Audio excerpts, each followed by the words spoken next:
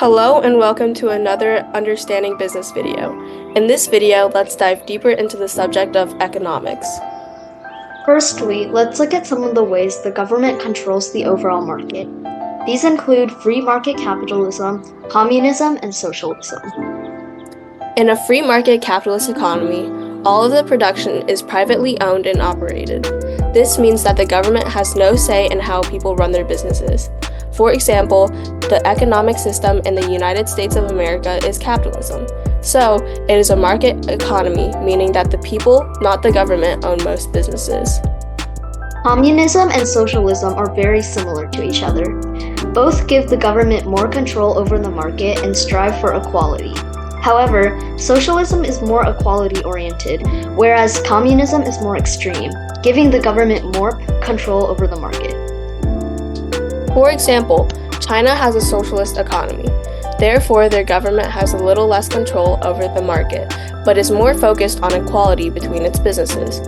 However, countries like North Korea have a more communist economy, where the government is more extreme in their control over the market. Looking at the US, the government has no control over each business, so the prices and quantities can change as the amount of goods and services bought changes. In a free market, the prices of different goods and services are determined by both the sellers and the buyers because of factors like supply and demand.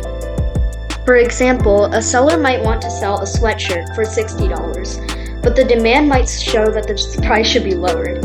However, if the price is lowered, the demand could increase, leading to the price needing to be increased again. How can we set a price that's suitable for both the consumers and the sellers? Well, supply and demand can help us with this. Supply is the amount or quantity of a product manufacturers are willing to sell at a particular time or price. Usually, the more supply there is of a product, the higher the price, meaning the supply curve is positive. Going back to the sweatshirt example, if prices went up to, say, $40, suppliers would want to make more shirts. However, if prices went back down to $20, for example, suppliers would want to make less shirts. Demand indicates how much of a product people are willing to buy at different price levels within a certain time frame. Typically, when the price decreases, the demand for the product increases.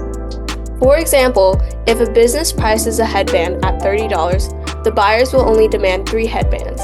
However, if the headband is priced at $6 instead, then the amount demanded would increase to 25 headbands. Since a lower price results in a higher quantity demand, the demand curve on a graph is negative as it falls from left to right. The price of a product or service heavily influences the quantities supplied and demanded. If the graphs of the supply and demand curves in a market are laid on top of each other, it creates a point called the equilibrium point where the lines intersect. This point tells us the perfect amount of product to produce and the perfect price to set it at. Finding this point would give us the ideal market situation. However, in real life, this typically does not happen because the sellers do not know where the two curves intersect. So the market is constantly working on finding the equilibrium. And that's all for this video. Thank you for watching, and we'll see you in the next video. Hi, I'm Heidi. I'm 14 years old and going into 9th grade this year. I'm a youth instructor here at Elevate AI and Business Academy. Thank you for watching. We look forward to working with you. Hi, my name is Mia. I am 14 years old and going into 10th grade this year. Like Heidi, I am also a youth instructor at Elevate AI and Business Academy. We look forward to working with you.